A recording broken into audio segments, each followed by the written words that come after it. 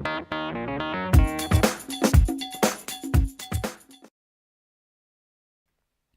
I go to app restrictions, that will show you all the apps that are on the system, so everything you have installed, and you can either allow or block the child access to those applications.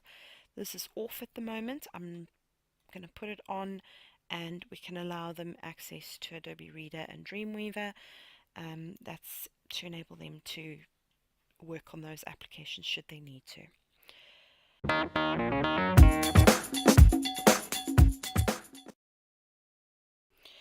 Game restrictions.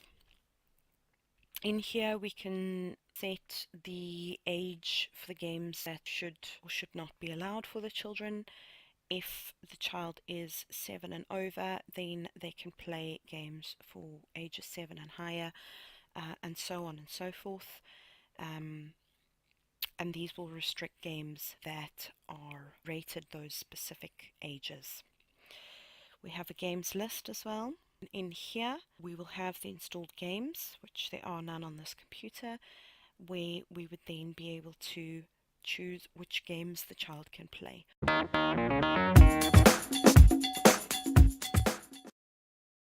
In the requests, as you can see the sentence there, when kids wants access to something that's been blocked, their request appears here for you to approve or deny. You will also get an email informing you of that should they request something like that.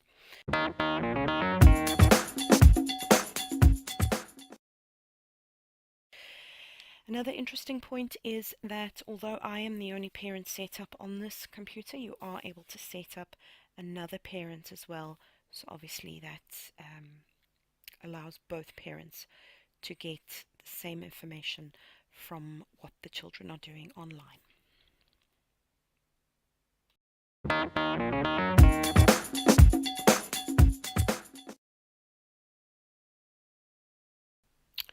Okay, I've taken a minute out. I've logged out of my account, logged into Kids, and I'm now going to show you what happens if we try and access some sites.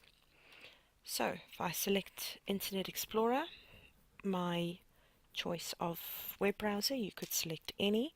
I'm going to type in Facebook. There it is. And when I select Facebook, it will tell me that the page is blocked. It also gives me the option to ask for permission, and you can see there that it says, is your parent here at the moment, or do you need to send them a web request? My parent is here. Send a request and close are the three options that we have. I'm going to select my parent is here. You'll see that that then logs myself in and asks for my password, which I will enter, and it then asks me to give permission for the child to access that site. When I click on allow,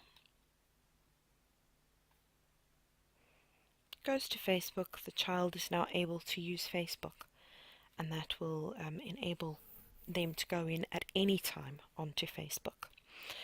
If I go back to Google, or actually even back to the Facebook, and say ask for permission, clicking on send request, which was my second option, will send a request to myself as the parent, which will log itself on the website, and I will be able to go in and allow it that way if I'm not actually at the computer at that time. And I spoke about that when we looked at that section.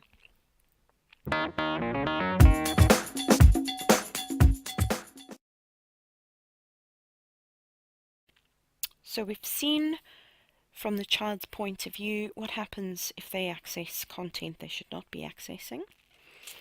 I'm now back in my own account, and I'm going into the control panel, into Family Safety,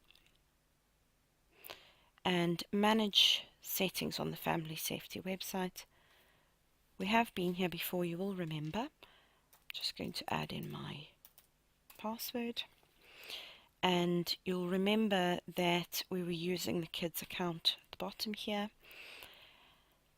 If I now have a look at web filtering, and I go to my allow or block list, we can see that there's 2 sites there that I have allowed as a parent while that child was busy. If I want to delete that at a later stage, I can do that. If there's any that I wanted to block, I can do that as well. And into requests, if you remember, we did send a request that we could use that as the parent was not home at that point, and that is what that looks like as well.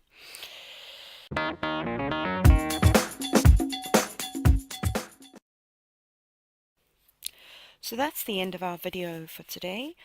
Thank you very much for watching. I hope that that can be of some use to you. Goodbye.